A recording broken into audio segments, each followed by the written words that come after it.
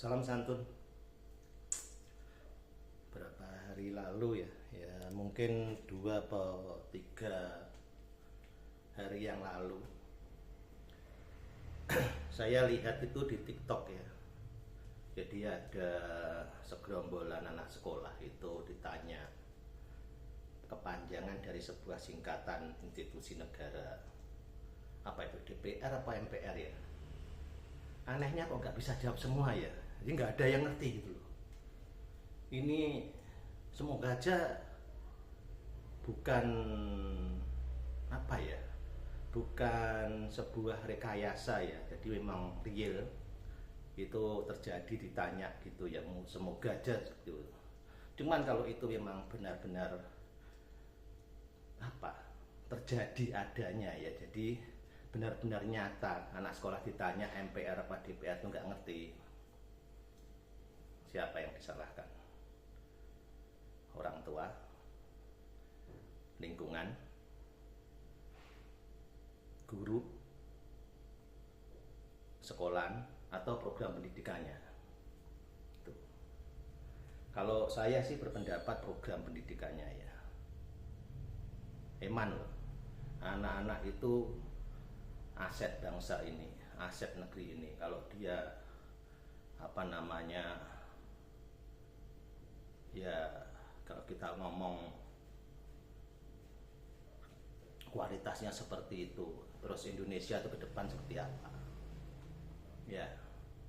Jadi apa enaknya gini, kembalikan aja ke program pendidikan seperti yang dulu ya, sama rata dari ujung barat ujung timur materinya ini ya.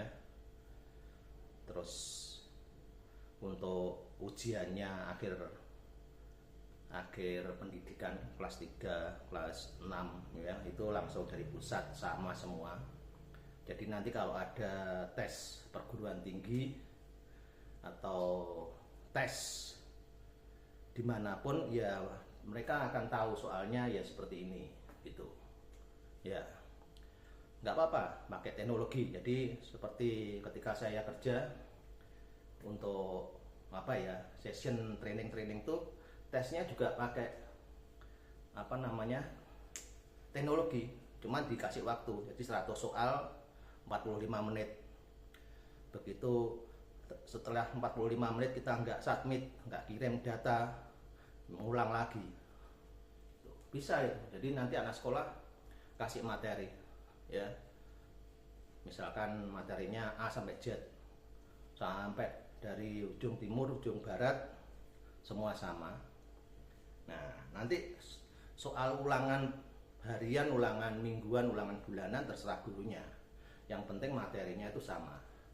Tapi begitu ujian akhir ya, ujian akhir pendidikan misalnya SD, SMP, SMA, itu baru dari pusat. Ujiannya lewat komputer ya. Jadi misalkan multiple choice ABC D ya, sama soalnya. Nanti diupload dalam waktu misalkan, kan nanti berbeda ya, bagian tengah, bagian barat, bagian timur ya. Nah kita ambil tengah-tengahnya aja. Jadi misalkan kalau di Indonesia bagian timur jam 9 itu masih jam 8, bagian tengah jam 9, bagian barat tuh terbalik ya. Kalau jam 9 bagian tengah, bagian timur udah jam 10, bagian baratnya masih jam 8 ya, kita ambil situ aja. Jadi nanti yang bagian barat jam 8, bagian tengah jam 9, bagian timur jam 10, ulangan bersamaan ya itu. Jadi langsung download, langsung share dari pusat sana, dinas pendidikan atau kementerian pendidikan atau siapa aja ya di sana ya, yang penting yang ngurusi pendidikan demi kemajuan Indonesia. Share, murid siap di di komputer. Kalau di sekolah nggak memadai komputernya, misalkan muridnya ada yang ikut ujian 100 orang, komputernya 25 ya, bagi 4 sesi dengan soal yang berbeda ya itu. Atau soal yang sama nggak apa-apa, kan jamnya juga mepet ya. Begitu 1 jam dia keluar, kan ini langsung masuk, jadi nggak sempat diskusi, oh soalnya tadi gini, soalnya gini, nggak sempat ya, itu bisa tuh. Dan akhirnya apa, nanti murid itu lebih condong banyak belajarnya daripada banyak dolannya seperti sekarang ya. Jadi tak lihat tuh di lingkungan sini juga banyak anak-anak yang ya sering saya ngomongi, ayo nggak masuk sekolah, bolos gitu. Tanya sama lingkungan saya di sini, saya sering tuh, meskipun itu bukan anak saya, tapi kalau saya lihat anak-anak di usia pendidikan itu seperti itu, gak tega ya, karena itu adalah aset negara untuk kedepannya. Jadi kalau mereka itu pandai, pinter, berkreasi, ya itu nanti aku yakin dah Indonesia akan maju. Tapi itu mereka berkreasi, yang atas korupsi, ya sama aja ya, nggak ada apa namanya, nggak ada sinkronisasi ya. Seperti ada lagi yang kemarin anak lulusan SD apa ya, yang buat TV dari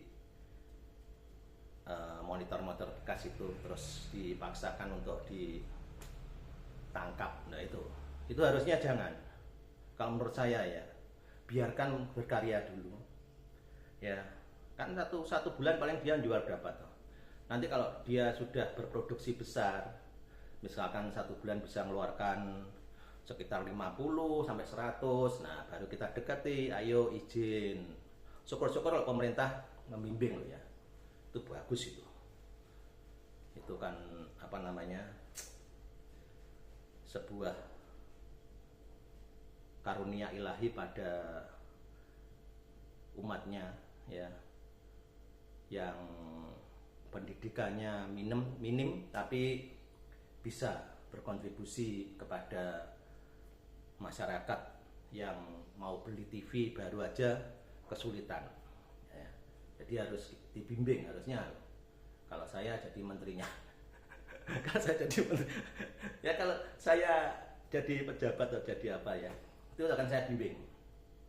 Jadi dibimbing sampai dia benar-benar bisa lebih bagus dalam produksinya ya, dalam kualitasnya. Nah itu baru nanti kalau dilihat semakin maju, omsetnya semakin besar, kita kasih rank aja. Nanti kalau kamu omsetmu satu bulan bisa 100 TV, izin dan tak kenai pajak lah ya, itu ya. Jadi jangan masih imi-imi itu apa bahasa Indonesia, masih memulai ya terus langsung ditangkap, jangan. Tuh, jadi kembali lagi kepada dunia pendidikan, tolong lebih diperhatikan.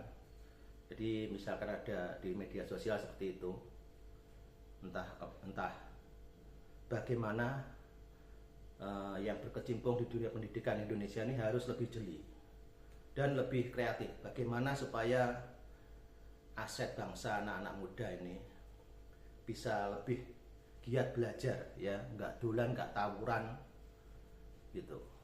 Syukur-syukur kalau ada apa namanya, apa ya, yang relawan ya, relawan pendidikan. Nah, jadi relawan pendidikan itu sebisa mungkin di setiap desa itu ada. Jadi merangkul atau mengajak anak-anak yang kelihatannya sulit untuk belajar ya, itu dikumpulkan di balik desa atau di mana yang kira-kira bisa dipakai untuk ngajari anak-anak ini secara gratis ya. Ya di situ nanti sediakan air minum gitu, nggak apa-apa. Syukur-syukur kalau ada camilan gitu kan, anak-anak suka ya, kasih apa, roti biskuit satu ya, air minum aqua gitu, itu menarik nanti. Jadi anak-anak SD, SMP dikumpulkan, diajari di apa, istilahnya dia di sekolah ya, di sekolah materi yang mereka kira-kira nggak ngerti, lari ke para relawan ini tadi, tanya, Mas, Mbak, Pak, Bu, ini tadi di sekolahan seperti ini apa? Nah, baru kita kasih, oh ini loh, ini. Nah, nanti syukur-syukur kalau ada apa keterampilan ya. Kalau dulu di sekolahanku SD, SMP itu ada keterampilan elektro. Makanya sampai sekarang aku kalau ada sedikit apa-apa pengen buat gitu masih ada ilmu yang aku serap. Ya, terus kalau dulu ada toh apa pelajaran PKK masak, bawa panci, bawa kompor ke sekolah. Nah, seperti itu. Itu bagus itu. Jadi anak tuh kedepannya paling enggak pernah lah atau tahu cara masak ya. Seandainya putus sekolah, wah aku dulu pernah buat nasi goreng seperti ini. Nah, itu menjadikan inspirasi dia dalam mengisi kekosongan setelah sekolah atau putus sekolah ya. Itu jual nasi goreng, jual soto. Ayo, dunia pendidikan Indonesia diperbaiki. Malu saya lihat TikTok kemarin ya. Sebegitunya anak sekolah ditanya masalah singkatan DPR atau MPR tuh nggak ngeblas ya. Terus wajah Indonesia itu dilihat sama dunia gimana itu ya, bisa-bisa dimanfaatkan, memang dibodohkan, dikasih wah ini pakai teknologi, programnya apa kurikulum merdeka, belajar merdeka tanpa belajar loh ya toh. Belajar merdeka tapi tanpa belajar gitu. Oke, gak panjang lebar, yang penting seperti itu yang saya inginkan untuk Indonesia diperbaiki program belajar mengajarnya supaya anak-anak lebih giat belajar ya, berkompetisi mencari nilai juga ilmu ya. Jadi kalau memang harus apa tinggal kelas ya tinggal, kalau bisa naik kelas ya naik kelas seperti dulu. Dan anak itu mentalnya akan lebih bagus gitu, nggak begitu dijewer, diselentik gini terus lapor bapaknya atau ibunya ke sekolah memarahi gurunya. Sekolah macam apa itu ya tuh. Terus anak jadi unggah-ungguhnya nggak ada, manggil guru jangkar gitu. Karena ya tadi merdeka. Merdeka dalam semua hal ya. Oke, terima kasih telah nonton video.